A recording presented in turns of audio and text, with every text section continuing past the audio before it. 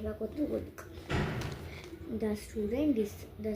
Student teaches in the exam, so he decided is called Samni Samutta. ಹೋಯ್ತು ಹಾಳಾಯ್ತು ಒಂದ್ಸಲ ಓದ್ತೀನಿ. So the student teacher in the exam, so he decided to called, so they ಮಕ್ಕಳು ಮಾಡ್ತಾ ಇದ್ದಾರಾ, ಏನು ಮಾಡಬೇಕು ಗೊತ್ತಾ, ಅವರಿಗೆ ಒಂದು 5-10 ನಿಮಿಷ ಮೊಬೈಲ್ ನೋಡೋಕೆ ಬಿಟ್ಬಿಡಿ, ಇಷ್ಟ ಸಾಕು ಪ್ಲೀಸ್. ಹಾಗೆ ಎಕ್ಸಾಮ್ನ ಬಂದ್ ಮಾಡಿ. ನೀವು ಫಸ್ಟು ಎಕ್ಸಾಮ್ ಬಂದ್ ಮಾಡಿ ನಾವು ಎಷ್ಟು ಸುಖವಾಗಿರ್ತೀವಿ ಗೈಸ್. ಮತ್ತು ಆರಾಮಾಗಿ ಮನೇಲಿರ್ತಾರೆ, ನಮ್ಮನ್ನ ಸ್ಕೂಲಿಗೆ ಕಳಿಸ್ತಾರೆ. ಈಗ ಓದ್ಕೊಂಡು ಹಂಗೆ ನಮಗೆ ಸಾಂಗ್ಸ್ ತಲೆಯಲ್ಲಿ ಬಂದ್ಬಿಡುತ್ತೆ.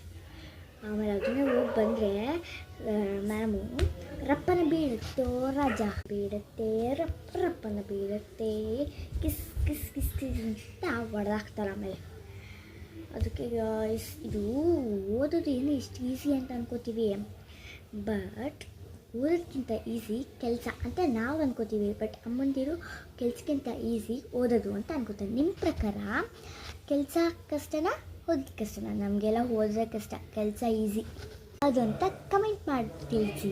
ನನಗೆ ಒಂದು ಡೌಟ್ ಇದೆ, ಒಂದು ಟೀಚರು ಯಾಕೆಲ್ಲ ಸಬ್ಜೆಕ್ಟ್ ತೊಗೊಳ್ಳಲ್ಲ? ಯಾಕಂದರೆ ಅವ್ರ ಕೈಲಿ ಆಗಲ್ಲ ತೊಗೊಳಕ್ಕೆ. ಮತ್ತು ಎಲ್ಲ ಸಬ್ಜೆಕ್ಟು ನಾವೊಬ್ಬರೇ ಹೇಗೆ ಓದೋಕ್ಕಾಗತ್ತೆ? ಅದನ್ನು ಕಮೆಂಟ್ ಮಾಡಿ ಮರಿಬೇಡಿ. 2